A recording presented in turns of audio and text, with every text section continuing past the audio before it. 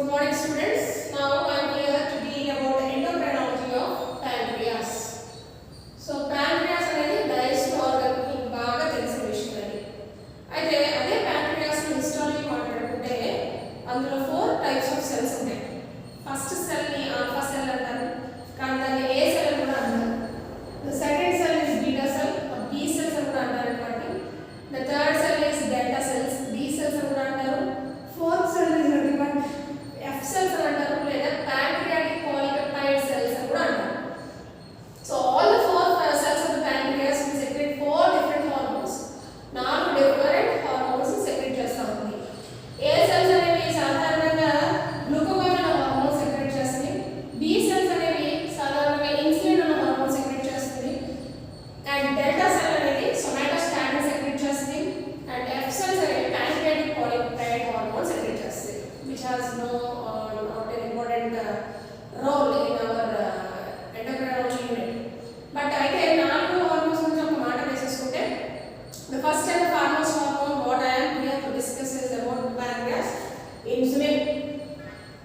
Insulin గురించి discuss చేస్తున్నాం, which is secreted by the beta cells of the pancreas. అయితే 4 రకాల సెల్స్ ఉంటాయన్నమాట pancreas లో. 4 రకాల సెల్స్ లో ఈ సెల్స్ ని islets of Langerhans అని పిలుచుకుంటారు. Islets of Langerhans. ఈ సెల్స్ pancreas యొక్క సెల్స్ ని islets of Langerhans అంటారు. So now our hormone insulin will be secreted by the beta cells of the islets of Langerhans of the pancreas అన్నమాట. అది 4 cells కూడా they secrete all the hormones which are protein in nature. So వీటి protein hormones కి common గా చెందేయచ్చు. Insulin hormone తీసుకున్నాం అనుకుందాం, అది polypeptide అండి. దాంట్లో 2 చైన్స్ ఉంటాయి, ప్రోటీన్ చైన్స్ ఉంటాయి. ఒకటి ఏ చైన్ అంటారు, ఇంకోటి బి చైన్ అంటారు. మీకు ఆల్రెడీ తెలుసు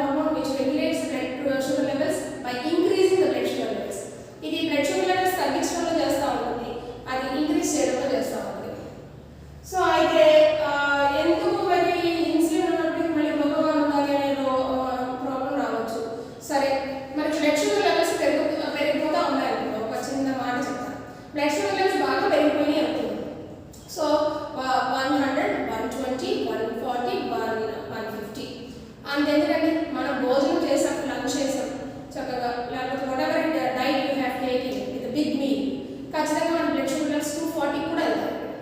అలాంటప్పుడు ఏమవుతా ఉంటుంది, వెంటనే they will be stimulated, beta cells of the pancreas will be stimulated to release more and more insulin. So the insulin will be release in a high amount to suppress blood sugar levels. Blood sugar levels ని suppress చేయడానికి మనకి insulin అత్యధికంగా మనకి produce అయిపోతూ ఉంటుంది. అది ఎంతవరకు produce అవుతూ ఉంటుందంటే హోల్ బ్లడ్లో మొత్తం మన బ్లడ్ షుగర్ లెవెల్స్ అన్ని 150, 120 వచ్చే వరకు సప్రెస్ చేస్తూనే ఉంటుంది. And insulin doesn't no, it goes on suppress చేస్తూనే ఉంటుంది.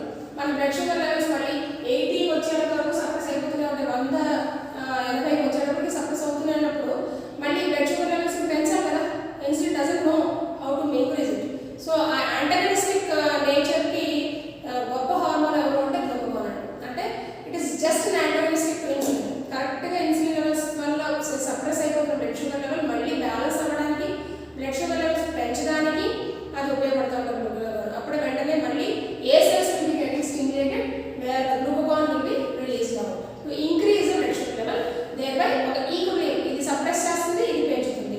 సో ఒక ఈక్విలిబ్రియం మెయింటైన్ అవ్వడానికి ఉపయోగపడుతూ ఉంటుంది. సో అలాగే కాకుండా కొంతమందికి హైపోగ్లైసిమియా కండిషన్స్ వస్తాయి. షుగర్ లెవెల్స్ పెరగడానికి హైపర్ గ్లైసిమియా అంటారమ్మా, నేను చెప్తాను డిజార్డర్స్లో. కొంతమందికి అంటే షుగర్ లెవెల్స్ బాగా పడిపోతూ ఉంటాయి, కారణం ఏముండదు, not because of high increase of insulin. So మామూలుగానే పడిపోతూ ఉంటాయి. అలాంటి వాళ్ళలో ఖచ్చితంగా ఆ సిచ్యువేషన్ హైపోగ్లైసిమియా అంటారు. So they have to increase the blood sugar levels.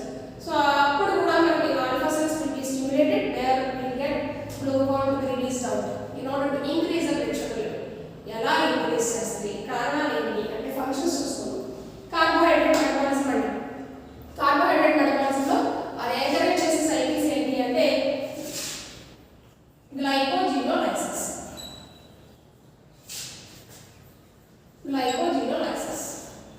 ఈ గ్లైకోజినోలైసిస్ ని గ్లూకోనియోజెనిసిస్ ని ఎంకరేజ్ చేసేస్తూ ఉంటుంది. సో గ్లైకోజన్ అనేది ఎక్కడ పడితే అక్కడ మసిల్లో కానీ లివర్లో కానీ ఉండే గ్లైకోజన్. ఎడిపోస్ టిష్యూలో గ్లైకోజన్ ఉండదండి, ఓన్లీ లిపిడే ఉంటుంది ఎడిపోస్ టిష్యూలో. గ్లైకోజన్ ఎక్కడెక్కడ స్టోర్ అవుతుంది మన బాడీలో, నేను ఆల్రెడీ చెప్పాను చాలా క్లాసెస్లో, మసిల్లోని లివర్లోని స్టోర్ అవుతుంది. సో ఆ గ్లైకోజన్ అంతా మొత్తం మీద మనకి మళ్ళీ గ్లూకోజ్ కింద కన్వర్ట్ అయిపోవడం వల్ల సెల్యులర్ కాన్సన్ట్రేషన్ గ్లూకోజ్ పెరుగుతాం. దానివల్ల మన బ్లడ్ షుగర్ లెవెల్ ఇన్ జనరల్గా పెరుగుతుంది. సో గ్లైకోజినోలైసిస్ సైకిల్ జరుగుతూ అంటే ఆ పర్టికులర్ ఎంజైమ్స్ అన్ని గ్లైకోజన్ సింథేస్ ఎంజైమ్ కానీ ఇక్కడ గ్లైకోజన్ ఫాస్ఫోరైలేజ్ ఎంజైమ్ కానీ మీకు గుర్తొస్తే కనుక మెటబాలిజం కాబట్టి గ్లైకోజన్ సింథసైజ్ అవ్వాలి అంటే మన బాడీలో గ్లైకోజన్ జరగాలి అంటే గ్లైకోజన్ సింథేస్ ఎంజైమ్ ఉపయోగపడుతుంది అన్నారు. అది మళ్ళీ యాక్టివ్ ఇన్యాక్టివ్ ఫార్మ్స్ అని కూడా చెప్పారండి మెటబాలిజం చెప్పినప్పుడు. సో కావాలి మన బాడీలో గ్లైకోజన్ సింథసిస్ అవ్వాల్సి ఉంది ఇన్సులిన్ హార్మోన్ ప్రెసెన్స్లో అనుకుంటే గ్లైకోజన్ జరిగినప్పుడు గ్లైకోజన్ సింథేస్ ఎంజైమ్ స్టిమ్యులేట్ అవుతుంది. అలాగే మన గ్లైకోజన్ అక్కర్లేదు, డిగ్రేడ్ అవ్వాలి, ఎక్కువ గ్లూకోజ్ మాలిక్యూల్స్ బ్లడ్ ఫామ్ అవ్వాలి in order to raise blood sugar level అన్నప్పుడు మనకి ఏమవుతుంది, ఫాస్ఫోరైలేజ్ ఎంజైమ్ ఉంటుంది. మళ్ళీ దానికి phosphorylase activated form, inactivated form అని 2 టైప్స్ ఉంటాయని కూడా చెప్పారండి. సో యాక్టివేటెడ్ ఫామ్ కావాల్సినప్పుడు అంటే ఈ సందర్భంలో గ్లూకగోన్ లెవెల్స్ ఎక్కువైనప్పుడు ఫాస్ఫోరైలేజ్ ఏ యాక్టివేట్ అయ్యి మన గ్లైకోజినోలైసిస్ జరుగుతుంది, break down of glycogen to glucose. అలాగే ఇంకా హైపోగ్లైసిమిక్ లెవెల్స్ వచ్చినాయి అంటే బాగా షుగర్ లెవెల్స్ డౌన్ అయిపోతున్నాయి అంటే ఇన్ జనరల్గా ఏమవుతా ఉంటుంది, గ్లైకోజన్ బ్రేక్ డౌన్ అవడంతో పాటు ప్రోటీన్ కూడా బ్రేక్ డౌన్ అవుతుంది. అమైనో యాసిడ్స్లో మారడానికి కాదండి, డైరెక్ట్గా గ్లూకోజ్లో మారడానికి. So converting of protein to amino acids or amino acids converting themselves to form glucose. ఆ సైకిల్ నేను చెప్పానండి, ఇది గ్లూకోనియోజెనిసిస్ అని చెప్పాను. ప్రోటియోలైసిస్ జరుగుతుందండి, ప్రోటీన్ బ్రేక్ డౌన్ అవుతుంది, ప్రోటియోలైసిస్ అంటారు. సో అప్పుడు తర్వాత ఏం జరుగుతుంది అంటే గ్లూకోనియోజెనిసిస్ జరుగుతుంది. సో మనకి కార్బోహైడ్రేట్ మెటబాలిజం చెప్పేసుకోవచ్చు గ్లూకోనియోజెనిసిస్ గురించి. సో కార్బోహైడ్రేట్ మెటబాలిజంలో 2 సైకిల్స్ జరుగుతుంది, glycogen break down glycogenolysis and other cycle is gluconeogenesis, synthesis of glucose from non carbohydrate sources that may be protein and that may be lipid. So gluconeogenesis అనేది nothing but మనకి lipid కూడా glycerol and fatty acids కింద break down అయిపోతూ ఉంటుంది. అప్పుడు adipose టిష్యూని చూపిస్తుంది impact. గ్లూకగోన్ hormone ఏం చేస్తుంది, ఎడిపోస్ టిష్యూలో అత్యధికమైన లిపిడ్ని కనుక ఫ్యాటీ యాసిడ్స్ గ్లిజరాల్ గా మారిపోతే the most of the glycerol will be converted to glucose. ఆ సైకిల్ గ్లూకోనియోజెనిసిస్. ఇప్పుడు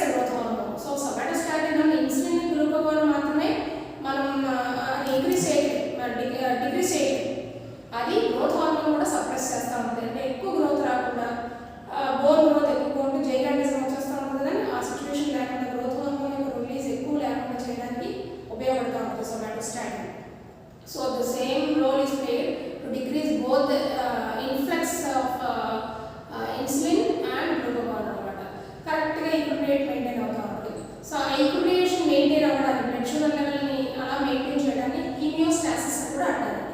హీమియోస్టాసిస్ ఆఫ్ బ్లడ్ షుగర్ లెవెల్ అంటే ఇట్లాగే రాయాలి. బ్లడ్లో షుగర్ ఎక్కువ పెరిగిపోతున్నప్పుడు ఇన్సులిన్ ఉన్నప్పుడు చేస్తూ ఉంటుంది until and up till it reaches 80 and or low. If the blood sugar level reaches below 80, again the glucagon hormone will be released out in order to increase the blood sugar level. So by performing so and so cycles and రాయడాన్ని homeostasis of blood sugar levels అని మాట్లాడుకుంటాం.